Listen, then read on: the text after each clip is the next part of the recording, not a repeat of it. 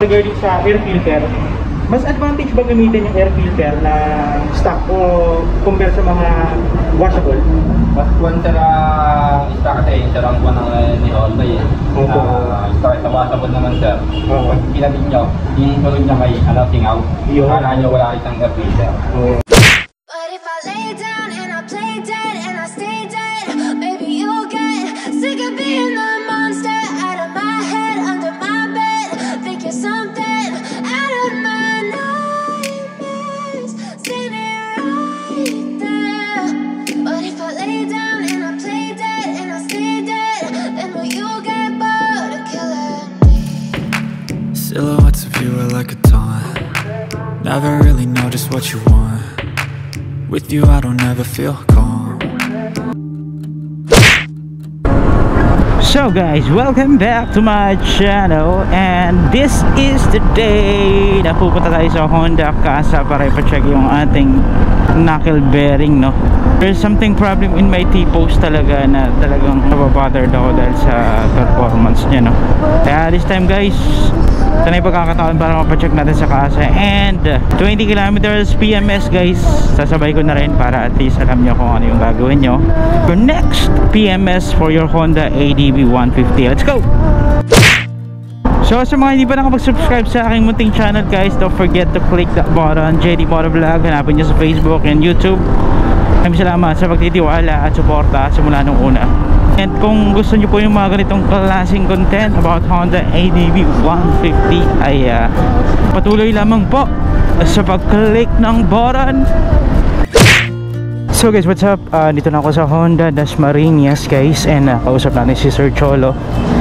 Ayan si Sir Cholo, at na-check ko na rin guys kung ano yung walang stock nila, which is yung ball bearing, kaya bibili muna ako sa iba para at least yung gawa tuloy-tuloy, even yung PMS for 20 kilometers. So napakabait ni Sir Cholo, napaka-approachable guys. So kaya rapat lang talaga nabigyan ng reward, no, para sa mga ganitong klaseng service. So naisipan ko talaga magpa-maintenance na ngayon para at least hindi na tayo mag-worry. Na-check na rin naman kasi kanina yung yung manubela natin, talagang may problem na talaga. At ang findings siya talagang parang bumabaon na yung mga bulitas, yung bearing mo, gawa nung minsan pagka nalubakan ng medyo malalim o lalo pag medyo mabilis ang takbo mo, doon nagkakaroon ng problem talaga yung ball bearing ng isang motor, regardless kahit anong brand ng motor mo. Basta bigla ang lubak, kahit bago pa yan at nalubak ka, talagang magkakaproblema, no? Si Sir Cholo na bahala dyan, saka si Sir Junior. Si Sir Cholo, saka si Sir Junior, at sa lahat ng team Dasma. Shout out sa inyo lahat. Sana magawa ng paraan yung knuckle bearing ko sir, no? Kahit walang parts, no? Kasalo ko yung binabaklas ni Kuya Cholo yung aking harapan ng ADV. Papalaban si Kuya Cholo rito. Tara ko natin ng mga touch konti.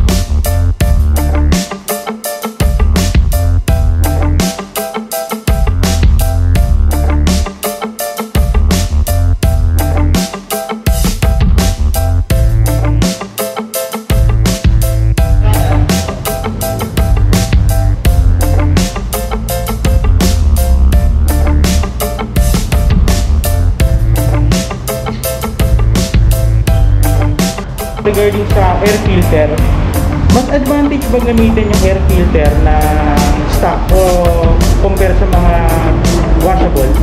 Mas kuwan sa stock kasi sa rang kuwan ni Honda eh. Opo. Sa washable naman sir. Pag kinabit nyo, yung tulog niya may singaw. Kala nyo wala isang air filter. So ito yung disadvantage guys, kasi ito pinalitan ko ito ng pinalitan ko to ng washable. Although alam ko naman yung consequence, pero choice ko na kasi yun. Pero papalitan ko rin yan pag nagkataon. Kasi ito, ano na to eh, washable na siya eh. Kaya parang singaw tayo. Oo, kaya medyo napapansin ko pag umandar siya, parang may singaw siya. So yun guys, kaya pa nasa inyo pa rin yun guys, na hindi pa rin kayo kung ano yung mas preferred nyo. Washable ko, yung stock lang talaga na filter ni Honda. Okay?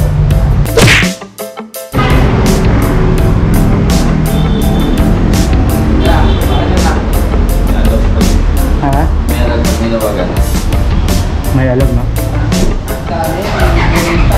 Ha?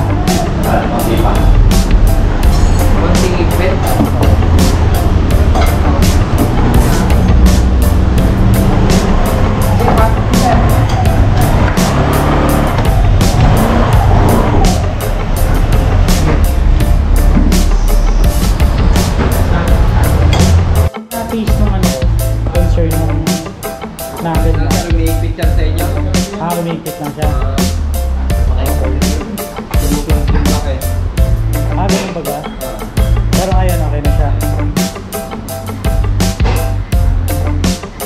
Kaya pagka in-adjust natin yung manabela, humihinto siya sa gitna, no? May kanto siya, no? So yung naging cause guys ng ano, problem ko sa knuckle ko. Ano po? Magto 2 years pa lang po. So more in content ko naman, ganito lang din ang mga content ko. Tapos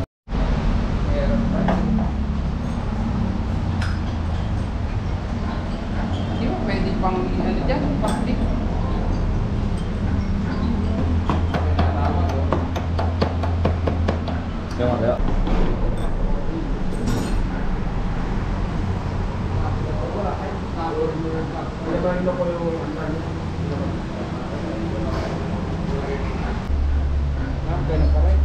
meron pa rin.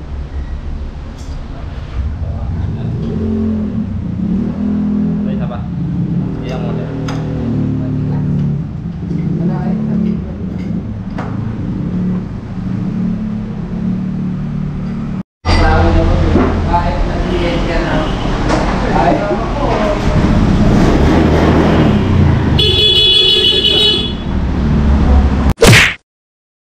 I guess tinitesting na ni Kuya Cholo. Test drive pa naman yung paano naman.